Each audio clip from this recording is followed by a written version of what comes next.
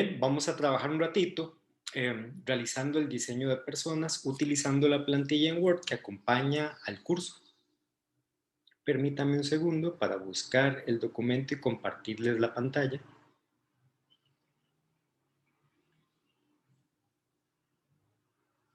Ok, vamos a tener entonces esta plantilla que tiene tres secciones o tres páginas, por así decirlo.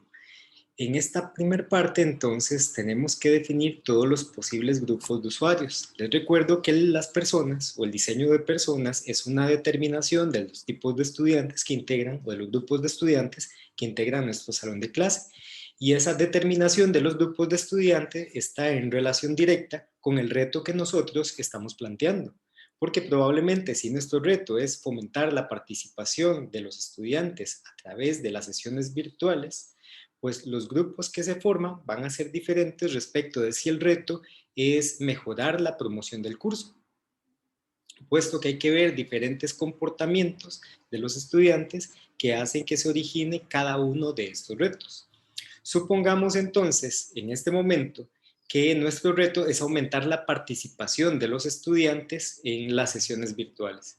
Entonces, lo primero que tenemos que hacer es definir como esos posibles grupos, esos posibles comportamientos que vamos a encontrar dentro del salón de clase. Entonces, en ese sentido, en mi experiencia como docente, yo he encontrado el que participa mucho. También he encontrado algunos que participan de vez en cuando.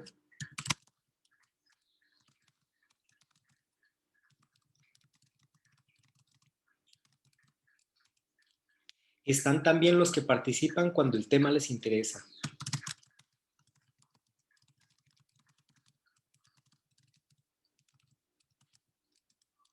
Están también los que participan porque les interesa genuinamente aprender y se les nota debido a al enfoque de sus, ¿cómo se llama?, participaciones.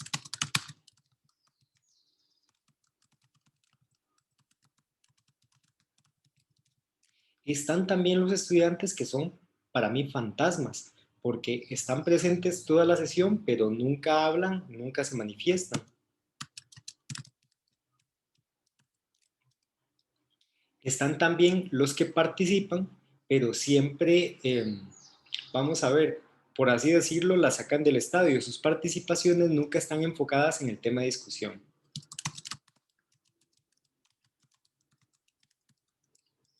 Quiero que noten que en este momento utilicé el término coloquial, los que la sacan del estadio, porque no estamos haciendo un trabajo académico que va a ser presentado posteriormente. Estamos determinando comportamientos de aula y el hecho de utilizar algunas frases coloquiales suele incluir información de carácter emocional que cuando se hace con la rigurosidad académica, pues se pierde. Entonces es recomendable en esta etapa, si se puede, utilizar algunas frases coloquiales que no resulten, eso sí, de digamos, tipo ofensivo o que menosprecien la dignidad de la persona, ¿verdad? Utilizarlas dentro de la determinación de los diferentes grupos. Tendríamos también los que no participan del todo.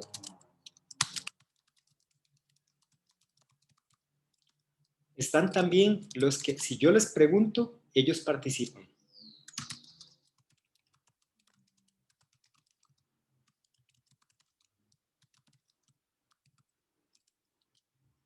Están también aquellos que participan solamente cuando ¿cómo se llama? La discusión está muy acalorada.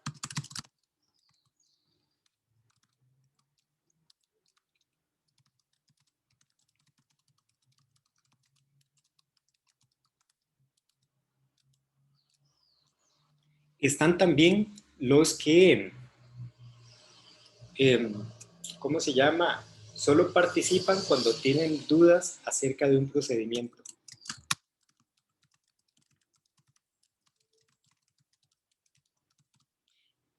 Y así sucesivamente entonces vamos a buscar todos esos posibles comportamientos de las personas que integran el salón de clase, ¿ok? Con respecto al reto que nosotros estamos planteando. Supongamos que tenemos ya esta lista completamente planteada. ¿Qué sigue? Ahora, clasificar estos comportamientos en grupos. Esto es entonces crear agrupaciones por afinidad de comportamiento. Estas agrupaciones pues se forman precisamente por eso, porque son comportamientos parecidos, y un comportamiento podría pertenecer a varios grupos de afinidad. Entonces, por ejemplo, el que participa mucho, vamos a ponerlo en el primer grupo, y lo voy a copiar y pegar precisamente porque podría suceder que integre varios grupos. Los que participan de vez en cuando no están en este grupo, los que participan cuando el tema les interesa, estos podrían estar por aquí, porque si bien es cierto, no participan mucho, sí participan cuando el tema les interesa y cuando les interesa su participación es bastante fuerte, los fantasmas no estarían por aquí. Los que participan interesados en aprender pueden formar parte de este grupo. Los fantasmas no forman parte de este grupo, los que la sacan del estadio no están por aquí, los que no participan del todo no están por aquí, los que necesitan ser impulsados por el profe podrían estar por aquí, porque estos cuando son impulsados sí participan y de una manera enfocada. Los que quieren aclarar dudas de un procedimiento parece que no tienen mucha pertenencia con este grupo. ¿Ok? Entonces, eso lo hacemos con todos los comportamientos y vamos uniendo entonces aquellos que nos parecen dentro de nuestra experiencia y dentro de nuestra catalogación que hicimos por acá de cada uno de los comportamientos, pues tienen una afinidad, hay algo que se les parece. Una vez que tenemos cada uno de los grupos listo, lo que sigue es, a partir de este listado, ponerles un nombre. Y este nombre que va aquí es lo que define su mindset, su, por así decirlo, mentalidad, que es un poco más el concepto porque es su comportamiento también. Esto es un comportamiento arquetípico, es decir, es un comportamiento de un gran grupo de personas que tienen actitudes similares y que pueden dar respuestas similares ante estímulos que a su vez son similares. Entonces, tenemos el que participa mucho, tenemos los que participan cuando el tema les interesa, los que participan interesados en aprender y los que necesitan ser impulsados por el profe, pero que cuando son impulsados participan mucho, o sea, tienen un interés genuino en participar. Entonces, ellos podrían formar, por ejemplo, el grupo de los apasionados. Ahora, si es una persona, es él o la, por ese motivo es que el título dice él o la. Entonces podría ser apasionado, apasionado o apasionada. Podría ser también el interesado en aprender o la interesada en aprender.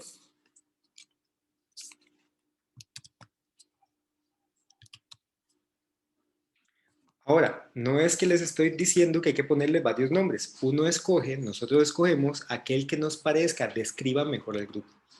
Supongamos entonces que de estas dos opciones que yo ya tengo aquí, el apasionado es la que me parece, la opción que me parece más apropiada.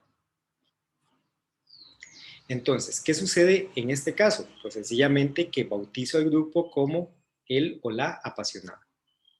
Voy a marcarlo en rojo entonces para que quede clara la selección. Ahora, ¿qué sigue por acá?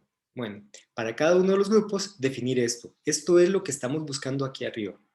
Que el comportamiento arquetípico, el mindset que describe al grupo completo. Ahora, una vez que tenemos esto, pasamos a la siguiente tabla, me voy al grupo 1, este grupo ya lo definí como el o la apasionada, ¿ok? Y lo que sigue es listar las características que yo encuentro dentro de ese grupo de personas que tengo ahí. Entonces, puedo ir haciéndolo puntualmente con cada uno de los comportamientos que tengo en la lista anterior. Por ejemplo, el que participa mucho, una de las características, participan mucho en clase.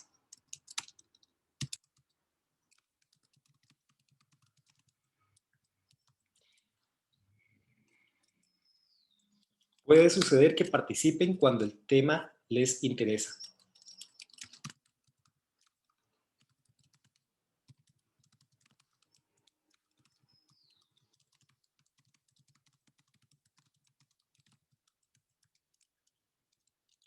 Están genuinamente interesados en aprender.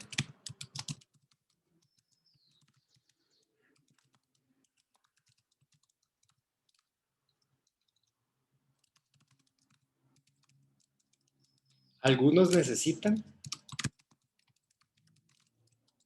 una motivación por parte del profesor, un impulso por parte del profesor.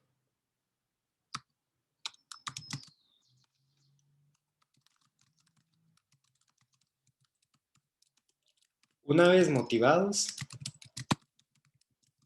participan por cuenta propia.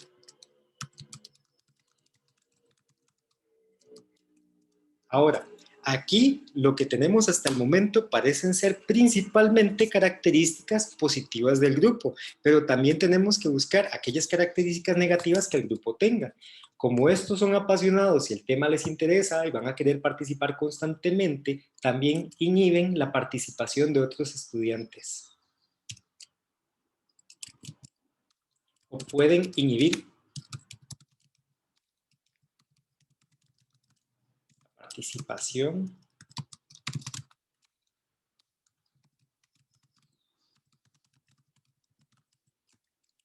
pueden influir también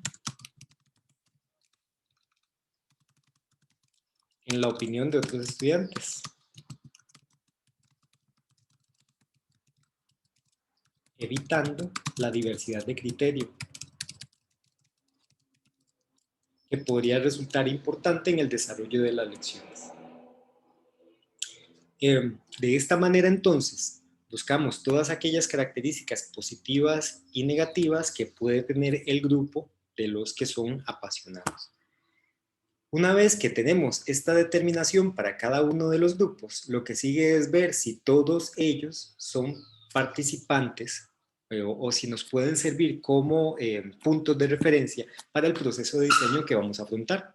Entonces, lo primero que vamos a ver es verificar si algunos de estos grupos comparten muchas características. Si esos grupos comparten muchas características y son similares, quiere decir que forman un solo grupo, que integran un solo conjunto de personas. Por tanto, un grupo de usuarios específico. Y en nuestro caso, un grupo de estudiantes. ¿Ok? Una vez que hacemos esto, pues nos tienen que quedar aproximadamente entre 3 y 5 posibles grupos de usuarios. Pocas veces son tantos dentro del salón de clase, es decir, lo normal es que sean 3, digamos, los grandes grupos. Eso no quiere decir que sea un número escrito en piedra. En algunos casos podrían ser 2, en otros casos podrían ser 5. Y si la problemática es compleja, pues van a haber probablemente mayor cantidad de involucrados en todo esto. Sí es probable que a nosotros nos quede un número entre 3 y 4 personas. ¿Ok? Cuando ya tenemos claro cuáles son esas 4 personas que integran el salón de clase, pues lo que sigue es diseñar un perfil de un representante del grupo. Es decir, vamos a crear a una persona que es alguien completamente ficticio, nosotros lo estamos creando, de hecho lo estamos diseñando, que va a ser el estandarte del grupo completo, va a representar el grupo completo. Y él es para quien nosotros vamos a afrontar el proceso de diseño. Esto ayuda entonces a sentir en todo momento que estamos trabajando para personas y no para un conjunto abstracto de integrantes que se llama usuario.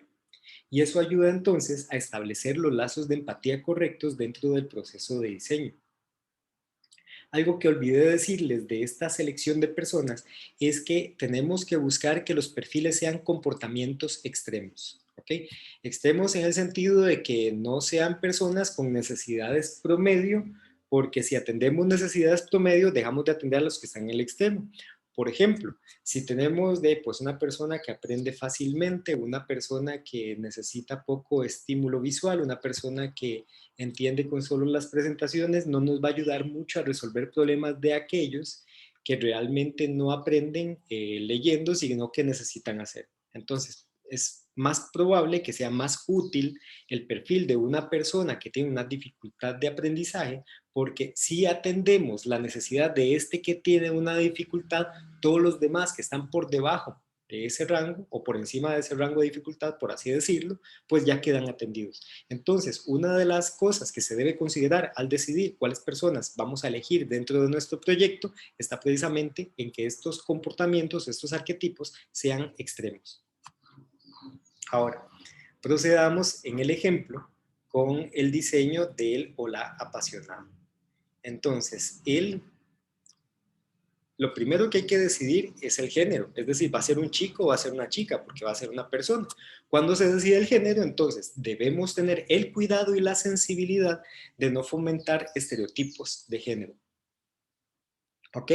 Entonces, siempre hay que tener cuidado en mantener, digamos, el tema de equidad. Si son 3 personas, pues hay que decidir 2 varones y una chica, o 2 chicas y un varón, dependiendo de qué es lo que conviene más dentro del proyecto y también respecto del tipo de comportamientos que tenemos. De manera que si tenemos 2 arquetipos que tienen polaridad negativa, que sus comportamientos son más bien considerados negativos, y un comportamiento, un arquetipo de comportamiento positivo, pues claramente en este caso es probable que lo importante para mantener el tema de equidad de género y para no fomentar estereotipos, sea que el de comportamiento positivo sea una chica. ¿Ok? Y de los otros 2, los 2 podrían ser chicos, puede ser un chico o una chica. Y si el proyecto está dirigido exclusivamente a mujeres, en ese caso de las 3 van a ser mujeres. Por ejemplo, si estuviéramos haciendo algo para la escuela de enfermería de la UCER, ahí tendríamos predominancia de un grupo de personas cuyo género va a ser femenino, precisamente porque la carrera es más cotizada, digamos, por mujeres que por hombres. Una vez teniendo en cuenta todo esto, entonces se procede a crear la persona. Supongamos entonces que en este caso tenemos a una chica. Esa chica entonces va a ser la apasionada. Ella debe de tener un nombre que sea real dentro de nuestro contexto porque es una estudiante del Tecnológico de Costa Rica. Por tanto, ella no podría ser algo como Helen Smith. Y no porque no podamos tener una de esas dentro del aula, sino porque no representa a la mayoría. Ella podría llamarse, por ejemplo, Carolina. Y si es de apellido Mora, Mora Alfaro. Vean entonces que este nombre no indica nada en especial, sino más bien una persona promedio, que básicamente ese es el estudiante que vamos a tener dentro del salón de clase. Vamos a tener un estudiante promedio en función del reto que nosotros estamos visualizando en este momento, que tiene que ver con cómo fomentar la participación de los estudiantes dentro del salón de clase, porque podría ser que el reto fuera otro y ahí sea mucho más importante considerar este otro tipo de perfil. Ahora tenemos a Carolina. Supongamos entonces que es un curso mío, yo solo imparto cursos de primer semestre de la carrera, por tanto ella va a tener probablemente 17 años.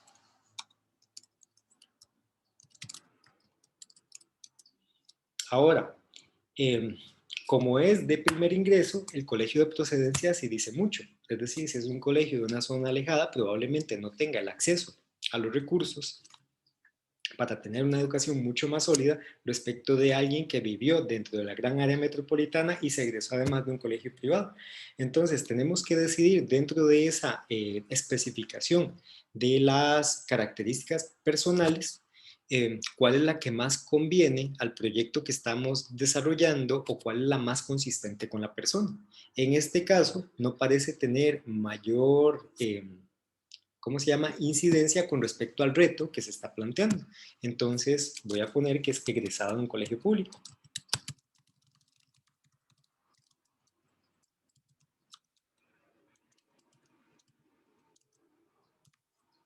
Noten que esto aporta datos del perfil de entrada, entonces eso ayuda después a tomar decisiones acerca de qué tan complejo o qué tan sencillo debería ser el abordaje dentro de la solución del problema.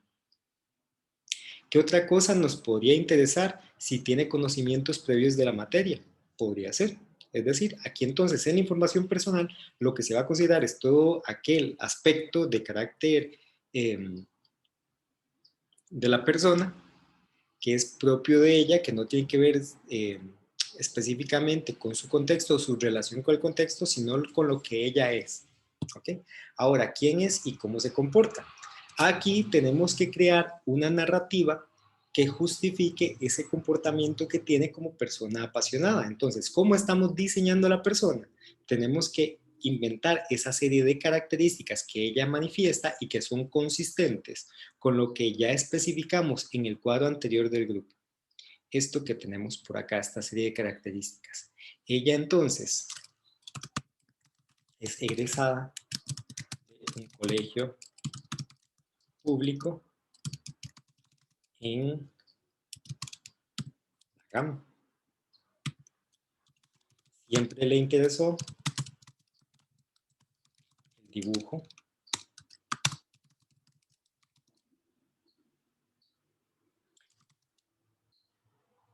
y los objetos, pero siente especial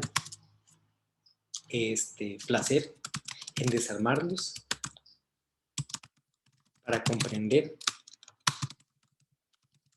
cómo funciona.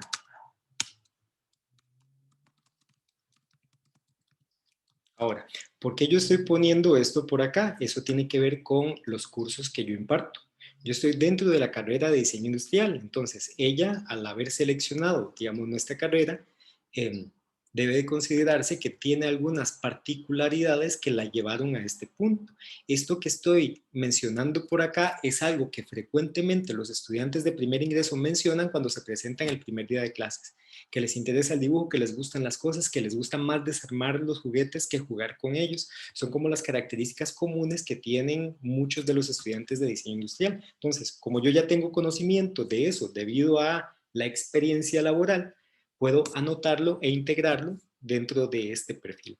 Si no conocemos datos como ese, entonces podemos hacer una experiencia de empatía para intentar entender cómo podría ser el mundo para estos chicos, o podemos buscar la manera de contactarlos y entrevistarlos. En mi caso siempre me es muy útil buscar la ayuda de la asociación de estudiantes para poder tener acceso, digamos, a algunos estudiantes que sean voluntarios y que quieran participar en un test o algo por el estilo. También me es muy útil hacer uso del servicio del estudiante asistente, porque en muchos casos los estudiantes no van a querer decirle a uno, por supuesto, de algún grado de información que sientan que hiere nuestra susceptibilidad. Entonces, es necesario, pues, asegurarle la comodidad y la confianza para que pueda opinar sin ser juzgado por un docente. Dentro de este perfil, entonces, ella presenta gran pasión por aquellas cosas que le gustan o que le interesan. Y quiere aprender normalmente hasta el último detalle. Es la geek de su grupo de amigos, que constantemente la molestan por tener ese comportamiento. Entonces, noten que lo que queremos con esto es entenderla a ella desde su dimensión humana, para poder sentir que efectivamente es una persona. Una vez que tenemos esta información llena, que ya tenemos claro quién es, que ya podemos sentir, digamos, cariño por ella en este caso, porque es un perfil de carácter positivo, entonces es más probable que uno sienta una empatía mayor. Podemos continuar entonces con la columna de factores positivos. ¿Qué voy a listar por acá? Después los factores positivos que encontramos dentro de esta lista. ¿Cuáles? ¿La mayoría o todos? ¿Por qué todos? Porque estamos diseñando a la persona y esta persona es representante del grupo completo. Entonces, ella no es un individuo que manifiesta 3 de estos comportamientos. Ella es un ser diseñado por mí, creado por mí para un proceso de diseño que debe contener la mayor parte de la información que proviene del usuario para que yo pueda utilizarla a voluntad en el desarrollo del proyecto y en la solución del problema, de manera que el reto pueda ser satisfecho al final de todo este proceso. Entonces, básicamente lo que tenemos que hacer es un copy-paste de las características que tenemos acá. Características positivas: participa mucho en clase. Puede suceder que participan solo cuando el tema les interesa. Eso más bien estaría del otro lado, en factores negativos. Y noten que eso es altamente consistente, porque podrían haber cursos en los cuales esta chica va a comportarse como la apasionada porque el tema realmente le interesa, y después va a llegar a un curso que no es de la carrera, que no es tanto de su interés, y ella se convierte en otro perfil de persona porque la materia ya no le llama la atención. ¿Qué quiere decir esto? Algo que es importante entender en este momento. un ser humano, un ser viviente, un individuo como nosotros, puede integrar diferentes públicos y ser parte de diferentes grupos en diferentes cursos.